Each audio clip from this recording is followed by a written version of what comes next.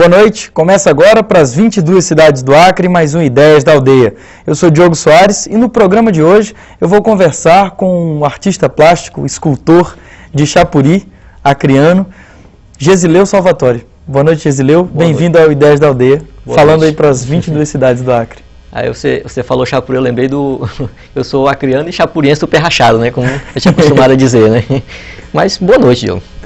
Gesileu, você recentemente teve o seu trabalho, teve um grande momento da sua carreira que também representou muito para as artes visuais do estado do Acre. Você hoje ainda tem uma exposição sua na Sala do Artista Popular, no Rio de Janeiro, no Centro Nacional de Folclore e Cultura Popular, que é a sua exposição, uma exposição que teve também no Memorial dos Autonomistas aqui em Rio Branco. Exatamente. E que faz um apanhado desse trabalho que você desenvolve e que é bem característico, que é tirar da mata, extrair da mata obras de arte. Algumas coisas que a própria floresta já produziu, você dá uma acentuada, né? Uma acentuada né, na produção artística da própria natureza. Isso. E coloca, enfim, o teu toque artístico nisso. E agora o público do Rio de Janeiro está podendo ter acesso a essa exposição que está acontecendo. Eu queria que você falasse um pouco para a gente, inclusive no programa de hoje nós vamos ter imagens das exposições e das peças do Gesileu, tem algumas coisas que a gente tem aqui no estúdio também, e eu queria que você começasse a falar como é que começou essa história, essa relação tua com a arte, de perceber que você podia tirar daquela floresta que você conhece desde pequenininho, obras de arte. Eu acho que, como eu sempre falo, acho que as raízes, né? Eu acho que as raízes da gente, no momento de você criar determinadas coisas, elas falam muito alto, né? Não tem como, né, você não ouvir, né? Então, o convívio desde cedo, né? Quando eu nasci no Seringal Tupá, perto de Chapuri, então desde cedo eu tive aquele contato direto com a floresta, com a mata, né? Estou acostumado a ver aquelas formas, né? Aquelas formas interessantes da natureza, que a natureza já tinha começado a fazer, né? Só que na época eu não tinha ideia nenhuma, né, que um dia eu poderia trabalhar aquelas formas, né? E com o passar do tempo, né, através de alguns trabalhos, até meu trabalho de escola, né, foi que começou a surgir, né, a ideia de trabalhar profissionalmente, né, o que eu sempre estava acostumado a ver, né.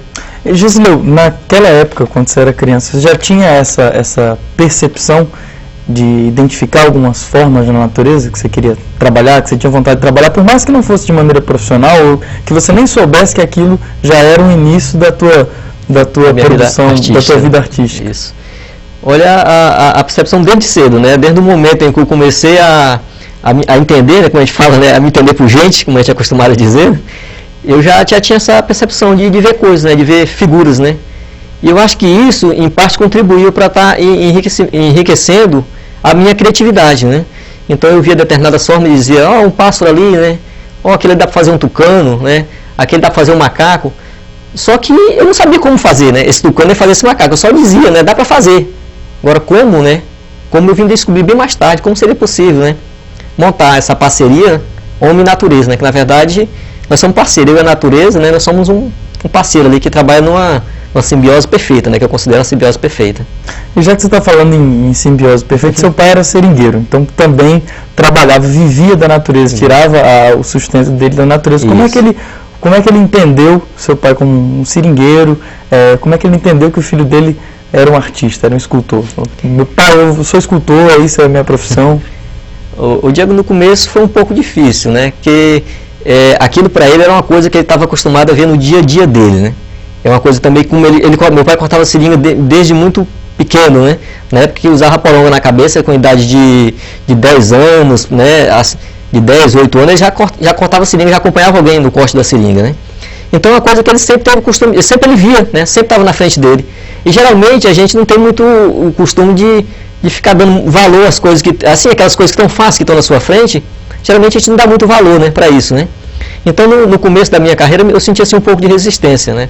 Do meu pai, né? Ele disse, meu filho, você acha que isso vai dar futuro, né?